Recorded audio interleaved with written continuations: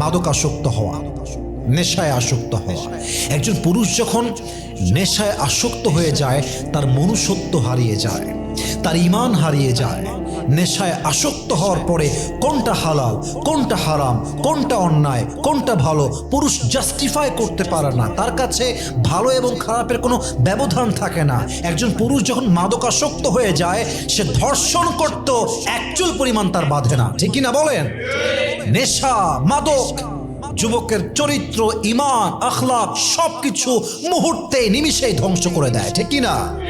এই জন্য নেশা করা যাবে না। ইভেন নেশাখোরদের জীবনে কোনো সুখ থাকে না, তাদের জীবনে জান্নাতের কোনো গন্তব্য থাকে না। নেশাখোরের অস্তিত্ব পুরো পৃথিবীতে অস্তিত্বহীন।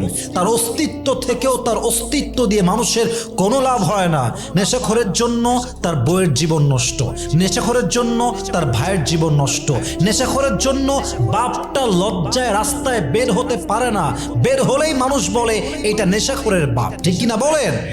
নেশাখোরের জীবনটা পুরোটাই আফসোস দিয়ে ভরা, নেশাখোরের পুরো জীবনটা লানত আর অভিশাপ দিয়ে ভরা। আল্লাহর হাবিব বলেছেন, পৃথিবীতে সমস্ত অন্যায়ের মূল কারণ হচ্ছে নেশা, মাদক। যে মাদক সেবন করে, যে নেশা করে, কোনটা ভালো কাজ, কোনটা অন্যায় কাজ, কোনটা ভালো, কোনটা খারাপ, তার ঈমানটাই হারিয়ে যায়। ঠিক কিনা বলেন? অতএব ডোন্ট বি অ্যাডিক্টেড, নেশাগ্রস্ত হবেন না।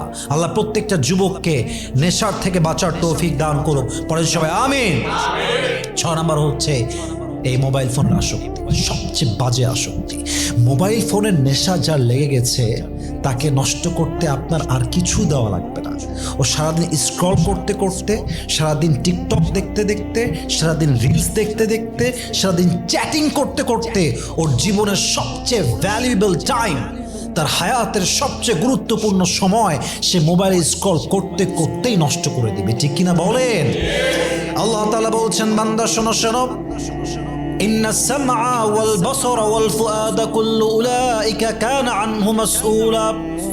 তুমি যে চোখ দিয়ে পর্নোগ্রাফি দেখছো, তুমি যে চোখ দিয়ে নারীর ভিডিও দেখছো, তুমি যেই চোখ দিয়ে টিকটকে অশ্লীল গান দেখছো, যে কান দিয়ে তুমি গান শুনছো, যেই মন দিয়ে তুমি তোমার খারাপ চিন্তা করছো, জিনার চিন্তা করছো, ইন্নাস সামআ ওয়াল বাসারা ওয়াল ফুআদা কুল্লু উলাইকা কানা আনহু মাসউলা।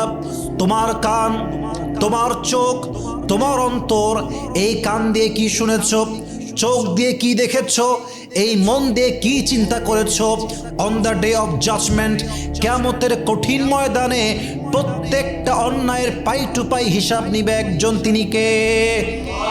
ইন্নাস সামআ ওয়াল বাসার